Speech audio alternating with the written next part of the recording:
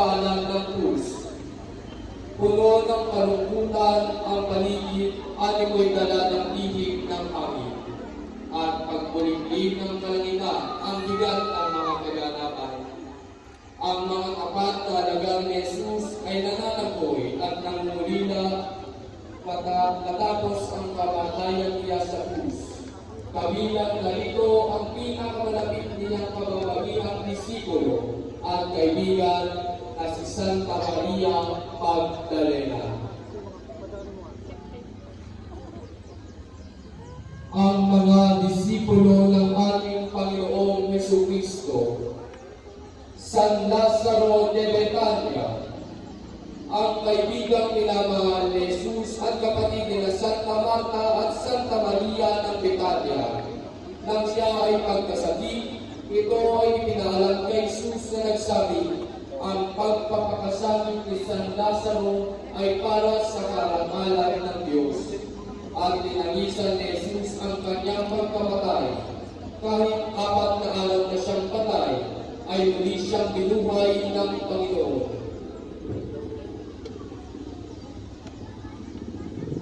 Santa Marta de Betania, kaibigan at tagasunod ni Jesus at kapatid ni San Lazaro at Santa Maria ng Betania.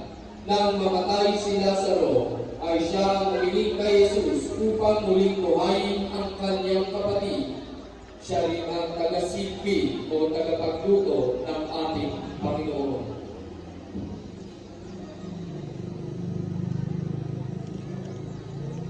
Santa Maria de Betania, kaibigan at tagasunod ni Jesus at kapatid ni San Lazaro at Santa Marta ng Betania.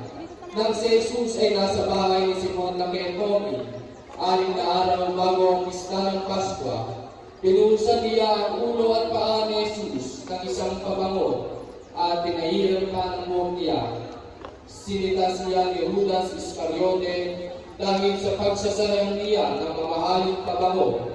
Ngunit sabi ni Jesus, pabayaan ninyo siya. Ginawa niya ito upang ihanda ang napipintutong pagpililig.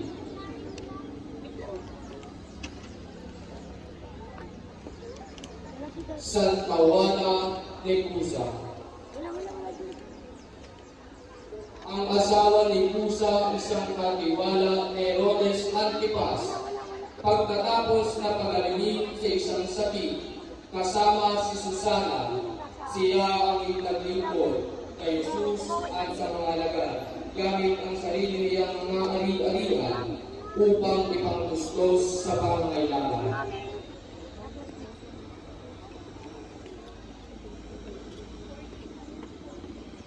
Susana, ang isa sa pinagaling ni Jesus na kababagihan, kasama sina Santa Juana de Cusa.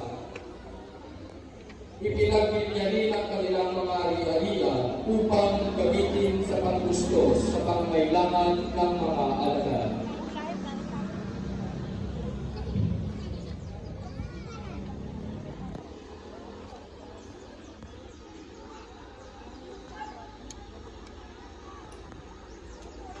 Santa Maria ina ni Juan Marcos, ina ni San Marcos Evangelista na kilala rin bilang Juan Marco. Binuksan niya ang kanyang bangay para sa mga pagtitipon at pagdarasal ng mga tagasunod ni Jesus. Pinaniniwalaan din na ang huling hapunan at Pentecostes ay naganap sa kanyang tahanan.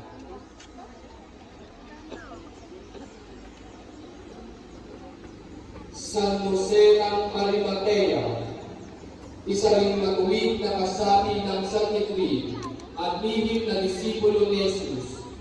Piniling niya ang bangkay ni Jesus kay Pilato at pinabayan niya ang kanyang hinilan na hindi pa nagagamit. Katuwang niya si Nicodemo sa pagbababa sa krus at paglilibig kay Jesus.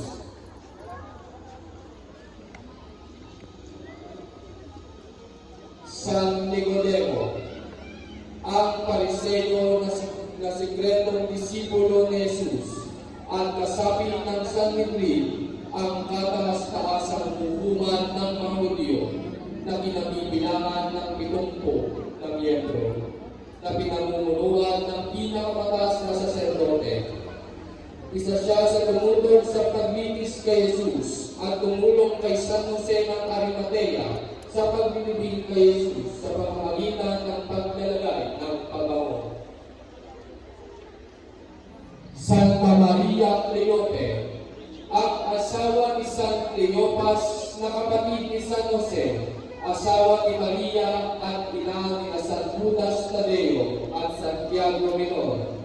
Saksi siya sa kamatayan, paglilibig at sa uling pagkabuhay ni Jesus. Simbolo nila ang walis sapagkat sinasabing siya ang nagbilis ng bibigan ni Jesus.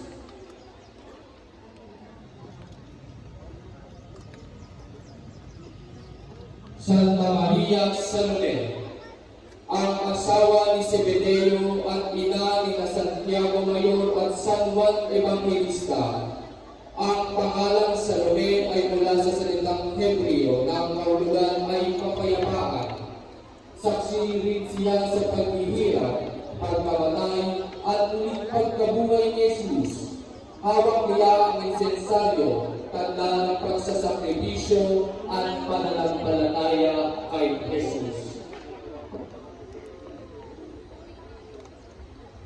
Santa Maria Magdalena, ang unang saksi at unang buhay na patuturo na si Kristo na ipinako sa krus at namatay dahil sa ating mga kasalanan ay muling nabuhay.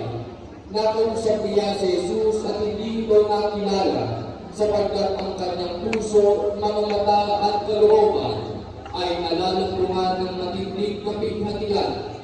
Sinasabi sa kanya ni Jesus, Maria, bakit mo hinahanap ang buhay sa gitna ng mga patay?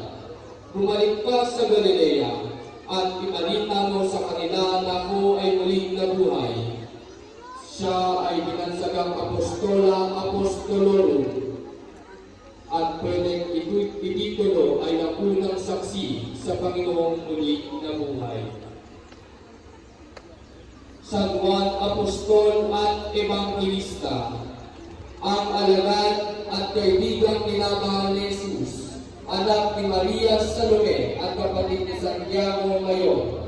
Saksi sa pangangalan, paghihirap, kamatayan sa krus at muling pagkabuhay ni Jesus. Siya din ang manunulat ng ika-4 na Ebanghelyo. Simbolo niya ang agila sapagkat matayog ang paglalaan niya ng Ebanghelyo na sinimulan ukol sa pagkabiyos ni Jesus na naghahari sa kalangitan. Ang mahal na bangkay ni Jesus, Santo Entierro. Matapos manalutan ng hininga si Jesus sa krus, hiniling ni San Jose ng Arimatea kay Poncio Pilato na kung maaaring makuha ang bangkay ni Jesus upang maibigay ito ng maayos. Si Jesus na biktima ng maling panatang. Si Jesus na biktima ng kaibigan ng iwan. Si Jesus na nagpakain sa libong tao. Si Jesus na nagpapagaling sa marami. Si Jesus na nangaral sa marami. Ngayon na ating nakikita ang kanyang katawang nakalatay na dulot ng ating pagsasariling kasalanan. Panginoon, kaawaan kami iyong mga manglingkod at alipin. Humihingi kami ng tawad sa iyong tinawag sinabi, dulot ng kasakiman ng mundo. Ang pinakamamahal na ina ni Jesus, Father Dolorosa, ang limahe ng pinangdinig ng luluksa sa pagkamatay ng kanyang anak. Kita sa kanyang puso ang pitong galanaw na nakatusok na tanda ng kanyang mga paghihirap, kasama na rito ang kamatayan ni Jesus. Gaya ng pinayang ni Simon kay Maria nung dalhin sila ni Jesus sa templo. Tandaan mo, ang batang ito'y nakatalaga ng ikapapahamak o kaliligtas ng marami sa Israel. Marami kayang mga mahayag ang kanilang iniisip. Dahil diyan, ang puso mo'y para na rin tinarakan ng isang kaluluwa.